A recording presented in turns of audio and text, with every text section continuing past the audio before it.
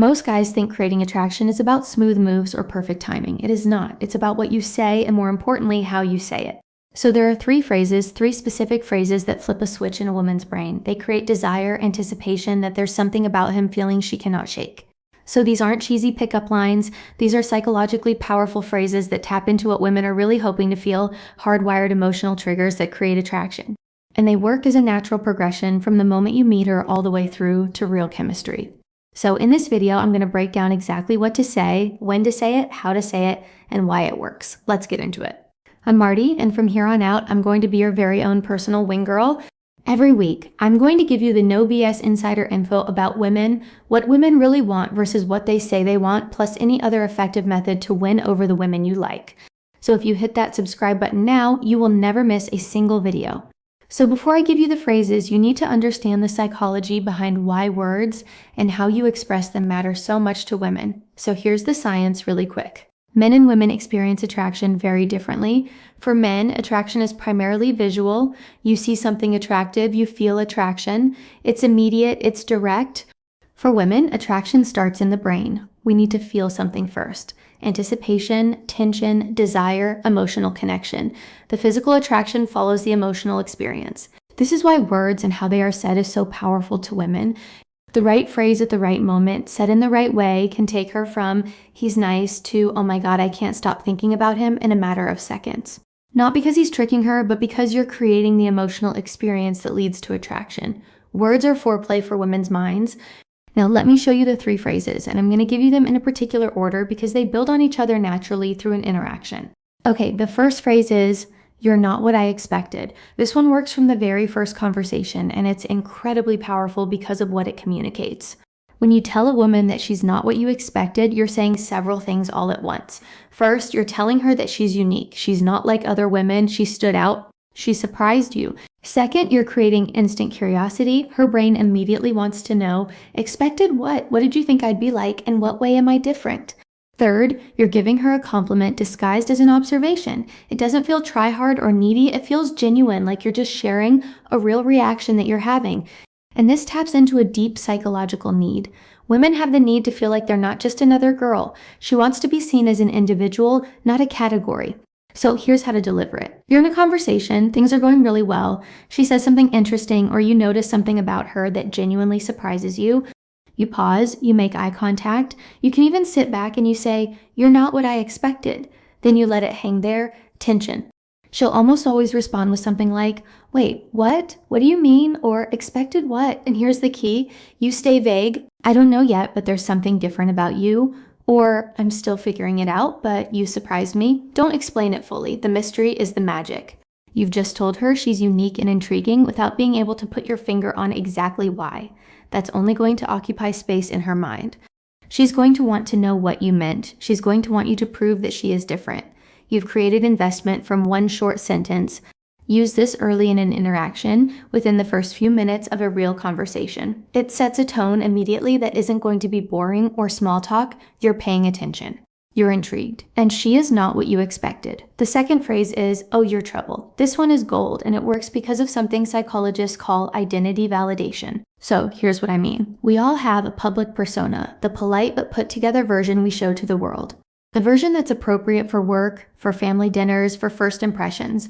But underneath that public persona, there's another side.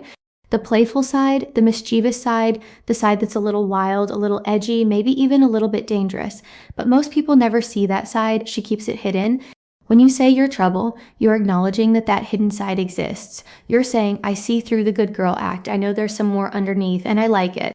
This is incredibly powerful because women love being seen, not just looked at, seen for who they really are, including the parts they don't show everyone. It creates intimacy. It creates a sense of, "Oh, he gets me," and it gives her permission to show you more of that side. Use it when she's being flirty, when she teases you, when she gives you that look, when she says something with a little bit of edge to it. Just shake your head slightly, smile, and say, "Oh, you're trouble." Watch what happens to her face. She'll light up. Maybe she'll try to deny it. She'll say, "Who? Me? I'm innocent." Maybe she'll lean into you and say, "You have no idea." Either way, you've just created a dynamic that's way more interesting than a polite conversation. And here are the moments to use it, asterisk. When she says something sarcastic or playfully challenging, asterisk. When she touches you accidentally, asterisk. When she gives you a certain look from across the room, asterisk. When she suggests something spontaneous or a little bit wild, anytime she shows that edge, I want you to acknowledge it, call it out. She's going to love you for it. See how this builds on the first phrase? First, you tell her she's not what you expected. Then that allows her to be a little bit different, that she's unique and different. Now you're telling her you see the specific way she's different. You see her playful troublemaking side. You're building a picture of who she really is. Okay, I want to take a quick break to talk about something that really matters. All of this, the confidence to say these things, the presence to deliver them right, it comes from feeling good about yourself. And one of the biggest confidence killers for men is worrying about performance anxiety. And that's why I want to tell you about today's video sponsor, Joy Mode.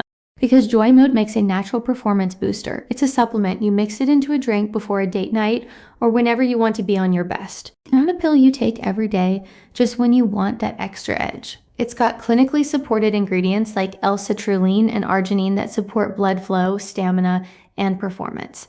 There are no weird side effects. There's no prescription needed, just real ingredients that work. And here is why I recommend it. When you know you can perform, you can relax. You're not in your head worrying about what's going to happen later. And that relaxed confidence, women feel it. It changes everything from how you deliver these phrases to how you carry yourself all night long. So I want you to go to usejoymo.com/Marnie and use coupon code MARN for 20% off your first order. All right, let's get back to the phrases. 2 words, massive impact, come here. Come here is a command, and women respond to confident direction, not in a controlling way, in a I know what I want and I'm not afraid to express it way. There's psychology behind this one too. It's called confident leadership, and studies show that women are attracted to men who can take the lead without being aggressive or domineering. So here's the difference in energy. Weak. Do you maybe want to sit closer? Strong. Come here. The first one asks permission and signals uncertainty. The second one assumes she already wants to, and that assumption is very attractive. When you confidently tell her to come closer, her brain registers, he's not afraid of me. He's not intimidated. He's comfortable in his own skin. He knows exactly what he wants, and what he wants is me, and that is deeply attractive. It also creates what psychologists call a micro-commitment. She follows your direction. She moves toward you. That small act of compliance creates a pattern. She's now invested in the interaction. Use it when there's already chemistry building, when you've been talking for a while, when she's across the room or across the couch, and there's something clearly between you. Don't shout it, say it low, direct, with eye contact. Come here, then wait, let her come to you. Here are some variations that carry the same energy. Asterisk. Come closer, asterisk. Get over here, asterisk. Sit with me. The energy is the same. It's confident, it's directive, it's no hesitation. It's no apology. Do you see the progression? Phrase 1. You're not what I expected. Works when you first meet. You've sparked her curiosity and made her feel unique. Phrase 2. Oh, you're trouble. Works as the flirty dynamic develops. You're seeing her real self and calling it out. And phrase 3 is, come here. Works when chemistry is building and it's time to close the physical distance. So asterisk. First impression asterisk. Flirty moment asterisk. Physical connection. 3 phrases, 1 natural arc. Now, let me explain why these 3 phrases work so well together. They all do the same thing from different angles. They create tension without being explicit. You're not what I expected creates mental and emotional tension. She's wondering what you expected, what makes her different. Her imagination is totally engaged. Your trouble creates identity tension. You've acknowledged a part of her she doesn't show everyone. Now there's intimacy and intrigue.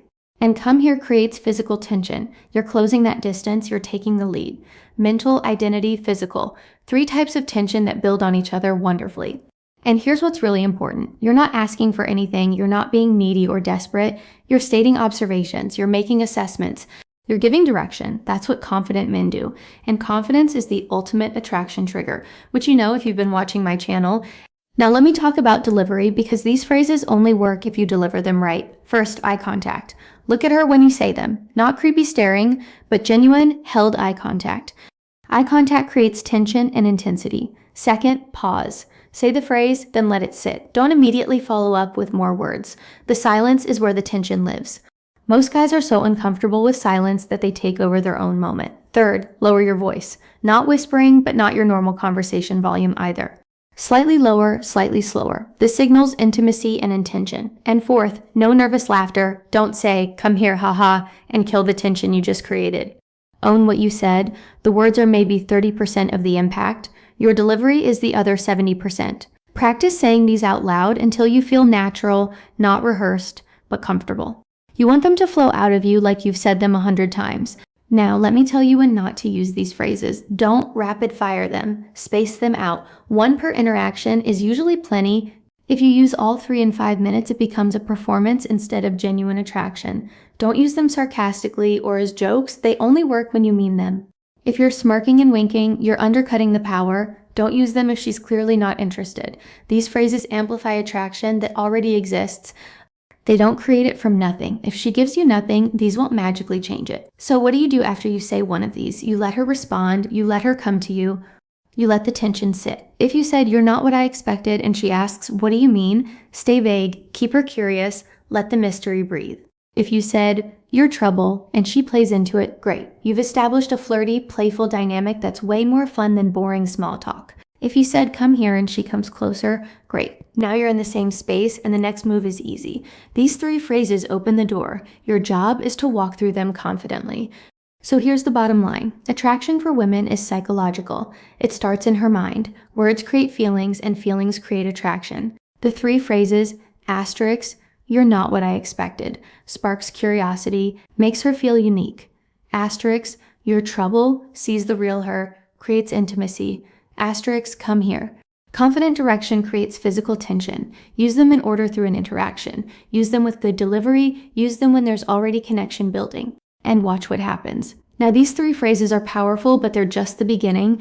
If you want more ways to create attraction through what you say and how you say it, I've put together something called the Flirting Cheat Sheet, and it is completely free. Inside it, you're going to get my complete collection of phrases, openers, and responses that create chemistry. These are word-for-word scripts you can use tonight. Not generic advice, but actual things to say in specific situations. I break down what to say when you first approach, what to say when conversation stalls, what to say to create tension, and what to say to move things forward. And most guys have no idea what to say when it matters. They freeze up, they go blank, they play it safe and wonder why nothing happens. And this cheat sheet fixes that. You're never going to be stuck wondering, what do I say now, ever again. So click the link in the description box below to download it for free. That said, thanks for watching this video to the very end.